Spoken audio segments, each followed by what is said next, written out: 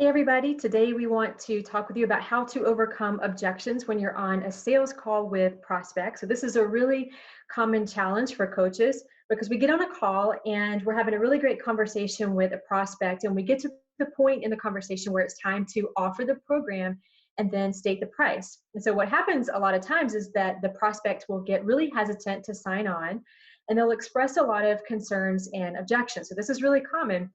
And so for us, we can find it difficult to handle those objections. And it's really easy to accept this as the end all be all answer and you end the call. And what this means is you don't convert, you lose the prospect and they do not become your client. Okay, so this is really common. And what we want to do is help you to coach your prospects through 5 common objections that come up during sales calls and help your prospects see things from a different point of view.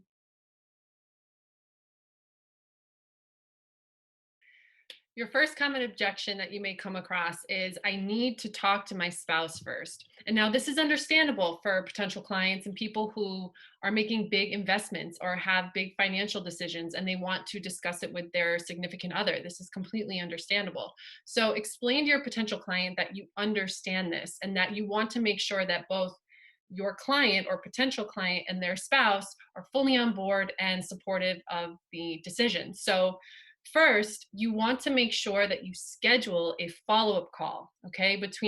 I would say between 24 to 48 hours after the initial call, okay? And then ask your client, do you feel that your spouse will be supportive of your goals or your decision to start this program? And whether they say yes or no, invite their spouse or their significant other onto the follow-up call as an opportunity for now their spouse to ask questions and get more information so that both parties can feel comfortable about making the investment in your program. So the second objection that we want to talk to you about is I don't have the money right now. So this is really common, and what you can do to coach your prospects through this is say, I understand it can be really hard to think about this investment when you're on a budget or you have a sense of where you are financially. And then after you express your understanding, here are some ways that you can continue the conversation about this objection in particular. So ask your prospect, what are some ways that you might be able to make this investment easier? Are there some part-time employment opportunities that you've considered or that you can take a look at that are right at your disposal? Or is there someone who can help you and you can come up with an interest-free agreement for a loan with a friend or a family member, someone who can really support you through this, just to get you started, and then you start getting a return on your investment and you're in a place of comfort. Or have you called your bank and inquired about small loans? Many banks are very supportive about helping small businesses with starting up. And there's also the Small Business Administration that is able to do this as well. Here are some ways that you can really think about making this investment easier as you get started on your goals. The third objection that you may run across is, it is not the best time right now. Now, this is a stalling technique, a very popular stalling technique that people use when they don't feel a sense of urgency or they feel hesitant about their decision. So keep in mind, those who want to work with you, but if they can't at that point in time, will proactively let you know their timeline and work with you to find the ideal time for them to start. Now, for someone who's hesitant and really just kind of using it as a front, um, you want to help them get to the root of their problem. So asking them some helpful questions like, if time weren't an object, would you start as soon as possible? Most times, if somebody's really excited about your program and wants to eventually invest, they'll say yes, of course. So then you can follow up that question with, well, what's holding you back? And get them to open up so you can start to dive into the root of why they are really, really holding back. A lot of times it's fear, uncertainty, and things like that. You can help coach them through. Now, this is your time to shine as a coach. You can actually use this as a coaching moment. You can also ask, okay, well, what would be the ideal time for you to start? What needs to happen in order for you to feel comfortable to begin this program? So asking them some questions and coaching them through that hesitant mind frame will help get to the root of the problem. Objection we want to talk with you about today is the following. So if I invest this, how do I know that I'm going to get my money's worth? How do I know that your program is going to work? Why don't I just do this myself?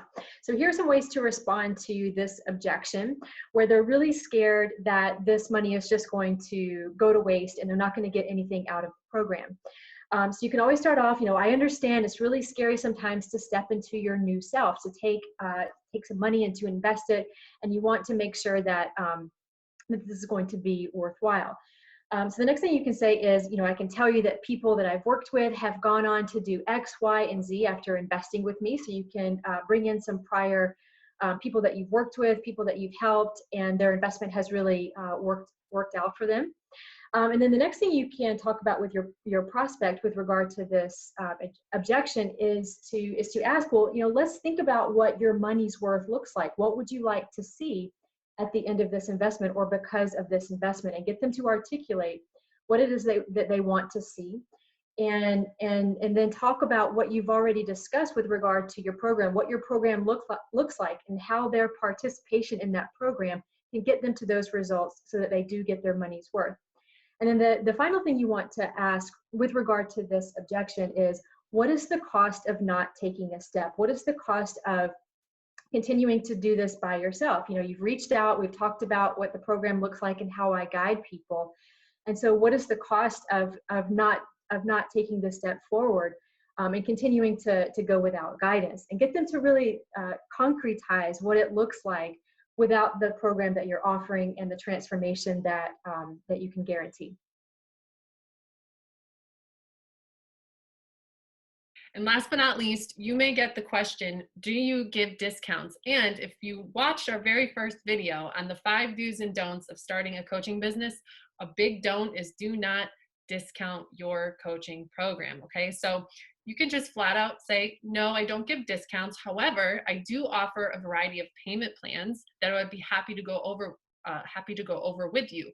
Would you like to know what they are? Chances are they say yes. So you go through your different payment plan options and just let them know that your goal as a coach is to make this journey as enjoyable and as transformative as possible. And the last thing that you want to get in their way is money worries. So that is why you come up with a number of payment plan options. And I'm sure that once you go over it with your client, they will pick the one that fits best for their financial situation. So you do not give discounts, but you do give payment plan options to make it as flexible and easy and affordable as possible for as many people as possible. So those are the 5 common objections that you may come across.